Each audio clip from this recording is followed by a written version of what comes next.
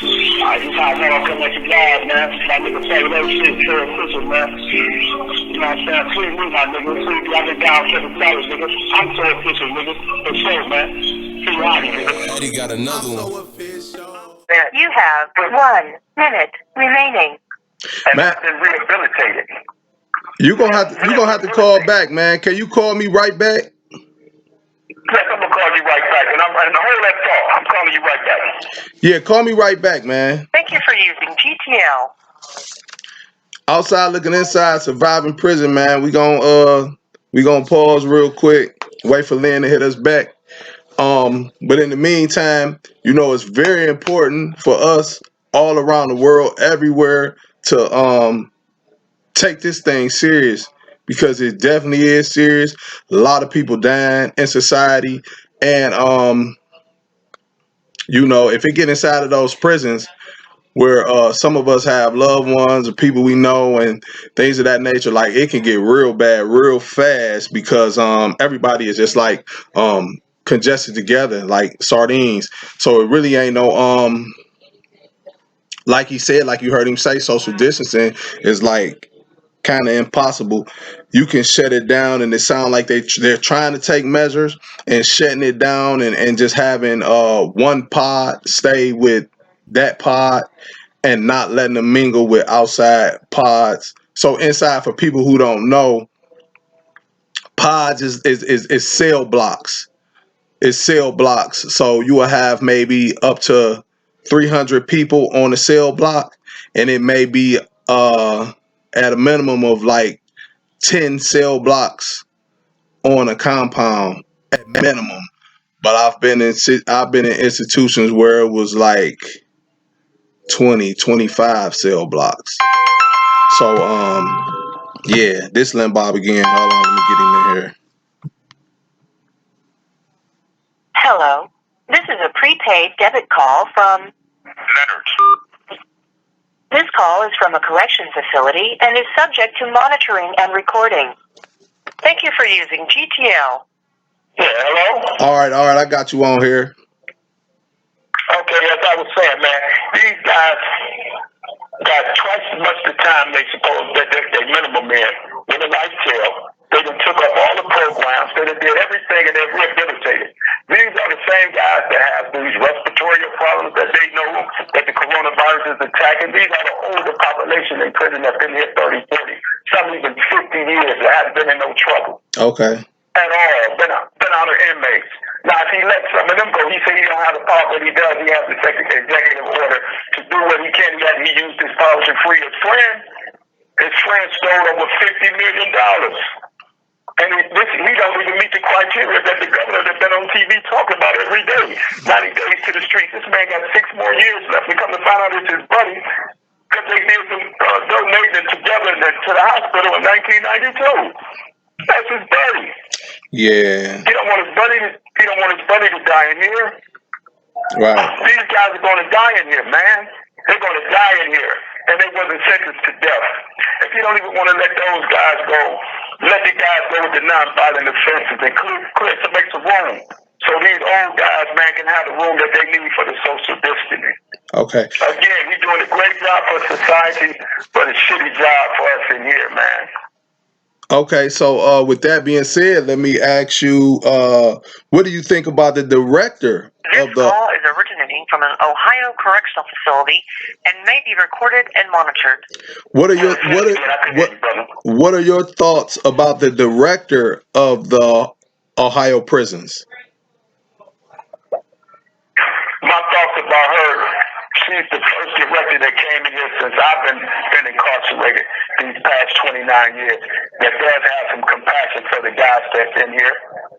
She has some compassion for their family. She was hit with this here, man, and she just started. As a matter of fact, she hasn't had the job long. She tried to reform the parole board, and a lot of good things she's been trying to do. I think she got overwhelmed with this, man, and the people that was around her wasn't giving her no good advice. But I think she's a good person. Okay. I do. All right. So with that, I heard you say something that made me come with this question. Okay, so the people that's capitalizing off of offenders and offenders' families, making a whole bunch of money, and you know, such as like the JPays and the Union Supplies and the Access and Working Horse and all that. The people who we send y'all food boxes through and clothes boxes and pay for phone calls and all that stuff. And they're making a lot of money. They're making a killing. Have they reached out to any inmates or offenders and like did anything? Because I know when I was incarcerated, like around Christmas time, they'd come with like a Christmas bag for everybody, little $5 Christmas bag or things of that nature. So with the question that I'm asking, have they reached out to the institutions and like aided offenders in any type of way? Showed any type of support for the COVID epidemic? Yes, well, Global Tel give us 2 5-minute free phone calls every Friday. Okay. And JPay give us one free 15-minute video visit every Friday. Yeah. And JPay give us some days when somebody give us write us to JPay, they give us a free stamp to write them back, and they give us 8 free stamps every month. JPay does. So that sounds like Global Tel Link and JPay have really stepped up and did some things for offenders, but nothing from the food box and the clothes box companies, huh? No. And the stuff from the commissary, the prices in the commissary have dropped. They dropped. I guess they can't mark up nothing. I guess they're not allowed to make anything now. So I guess they're selling us the items from the commissary at the original price that they getting it for, or they may mark it up 5 or 10 cents, but not the markup. You see the big decrease in prices over there at the commissary for the items over there. Okay. This call is originating from an Ohio correctional facility and may be recorded and monitored. As far as the offenders in there, because I know it's real scary. It's scary for me, and I'm out here because I was in there, and I know I know what it is, and I know that if the COVID gets inside of the institution, in any institution, it can be horrible for the whole entire compound. I know that. So with this going on, how is the unity between offenders? Is offenders getting closer, helping each other more? Has it still been little bickering and fights and stuff like that? How has that happened? How has that? Well, to be honest, overall, man, it really hasn't set in the seriousness of what's going on with this coronavirus, because it really hasn't. No one hasn't lost their life here yet. So it really hasn't set in to a lot of these guys to what's really going on, man. So they steady. They just, they going day by day, man. They the same as it was, man. There's no unity here like it used to be back in the day. That's over with. Like I said again, I'm gonna say this here. I was really, really, really highly upset about the people coming in here not wearing any masks. Right. It seemed like, but I didn't try to get anybody else involved in my thing because I don't roll like that. I stand 10 toes down on what I believe in. I don't need no crew. I don't need nobody rolling with me. I'm gonna put it down myself. And I just felt I'm still today. If the new people here to warn them, they knew. I mean, they not from the old regime. They have compassion, for the guys in here. It's a lot of the old regime that's here, still here. And they felt like the inmates is the germs. We the ones that they get it, they'll get it from us. Like then, and for them to have put on the mask, and one of them even told me I'll never wear one. If they try to make me wear one, I wouldn't come in here. And I was like, wow, that's kind of like stupid. Yeah. You know what I'm saying? But you still stuck in that mindset that the inmate is the maggot. But this is about life and death.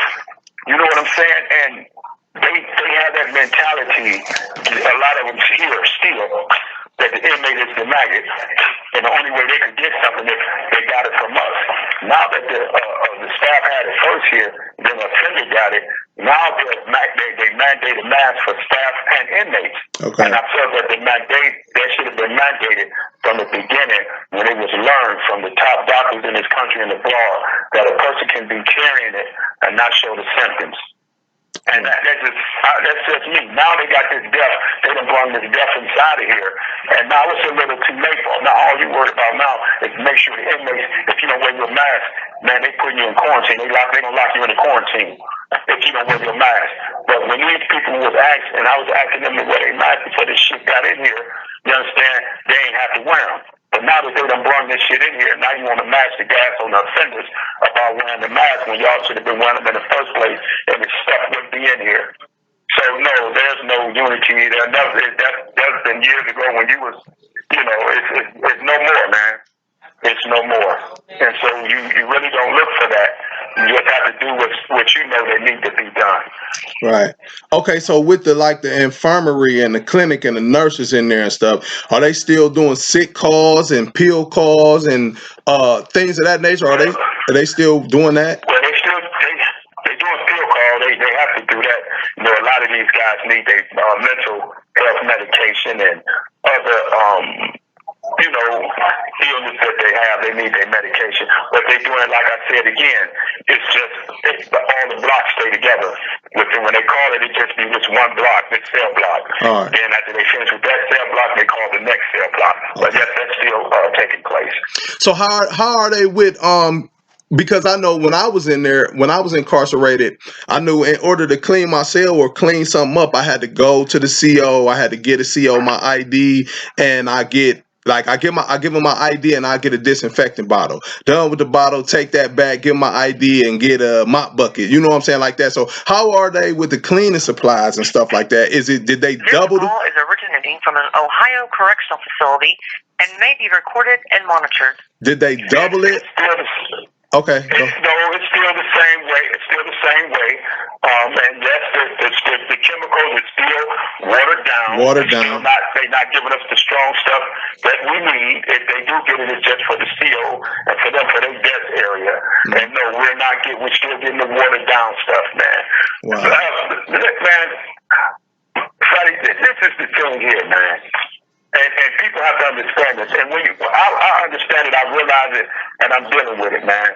The bottom line is, man, in order for people out there to be tested to see if they have the coronavirus, you have to have a doctor give you a note to get tested.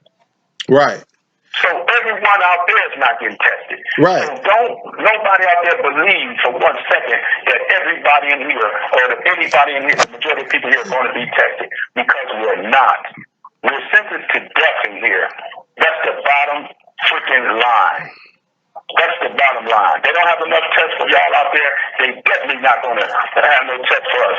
If they have to test the dog first, and one of us in these prisons, they're going to put that ventilator on that dog and test him before they do it to us. If it's one of these people's dogs that love their animal and love their dog would be tested and get the ventilator for one of these inmates get it. But our governor made sure that his buddy Tom New would not have to go through that, because he gave him a clemency and went against all the things he said that he was looking at and ordered 90 days left to the streets and all that. And he got his buddy out. And he threw the Lady Martin in, you understand? That's just so people can back up off of it. But that's a bunch of shit. It's a bunch of shit. And we wasn't sentenced to die. I wasn't sentenced to die in here. I went through the death penalty phase, and the jurors and the judge said that I wasn't going to be killed by the state. But goddamn it, today, you just fucking making sure I get killed by the goddamn state. Me and others that got respiratory problems and things like that. Excuse my language. Yeah, let it out, man. We try to keep it clean on here, on outside looking inside, surviving prison. But this is an epidemic, a world crisis. Everybody need to know, like, stay inside so we can defeat this. I know that they talking about opening the country back up on May the 1st, or America on May the 1st. And me personally, I feel like that's just too soon. It's not over with. And but that's another story. Right now we got Lenbob on the phone, and we talking about what's going on inside the prison. And like I said, I know it's very scary. I'm petrified for the ones that's incarcerated, for people that's incarcerated, because you do have good people that's incarcerated, that just made bad decisions, based on their circumstances and based on their environment. Can I say? Can Yeah, I say something? go ahead, go ahead. And two, it's about compassion and forgiveness. It's about compassion and forgiveness. Right. You understand?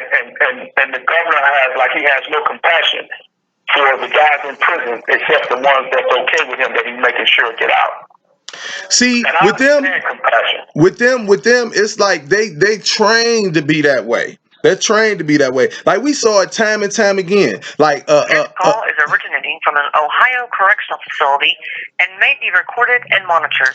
A new CO come in, and and it be like a little kid, and you can see in their face they be scared to look at you, scared to even say hi. But after they get trained, they come in and they chest out, and you know what I'm saying, and now they want to tear your stuff up and all this other stuff. So they actually train them to be that way. And once they get it in their head, some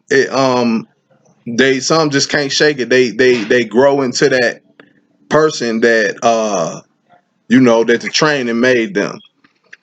So, but that's not trying to lighten up on them or anything like that, because a lot of the stuff that they do is unnecessary. You have 1 minute remaining. Hey man, I love you, man. Hey, I love you, man. Make sure you take care of yourself, man. Wear your mask. If you got to use that phone, man, make sure you disinfect it, wipe it down, and put something on it to cover it. Don't let it be on your bare skin. Stay washing your hands, man. Stay washing your hands. Don't touch nobody. Hey man, send a shout out right quick. Go ahead. Shout out, man. Go ahead. Send a shout out to my mother, my father, my auntie Deborah, my auntie Law, my brothers, my sisters, my children. Listen, I love y'all, and y'all know me. I'ma stand 10 toes down, and it ain't over till it's over. God is good, man. Thank you for letting me get this time, brother. And I love all of y'all. And just know, man, that we weren't sentenced to death. I love you, man. Call me back if you can, man. I will, man. Peace out. All right. Thank you for using GTL. Outside Looking Inside, Surviving Prison, the Corona edition. We need to help our loved ones that's incarcerated. And even if you don't have nobody that's incarcerated, right is right. Like he said, a lot of people that's in there, they weren't sentenced to death. You have people that's in there for child support and minor offenses, safe cracking, things of that nature, and even the higher charges. You got all type of people that's in there, but yeah, some need to be put in place to try to protect these inmates, just like everybody else, because they are human, and humans make mistakes. They made mistakes. So I ain't gonna keep y'all too much longer. I know this was a long one, but it had to be done. Outside Looking Inside, Surviving Prison. Hit that subscribe button, that like button. Send me some questions, whatever you want to know. If you want to know some stuff, get them to me. I'm going to get them out there. Send me the questions at KINGFATTY, the number 0 at gmail.com. You know what I'm saying? That's KingFatty0 at gmail.com. Outside Looking Inside, Surviving Prison. Hey, stay in the house. Let's get rid of this corona. I'm so official.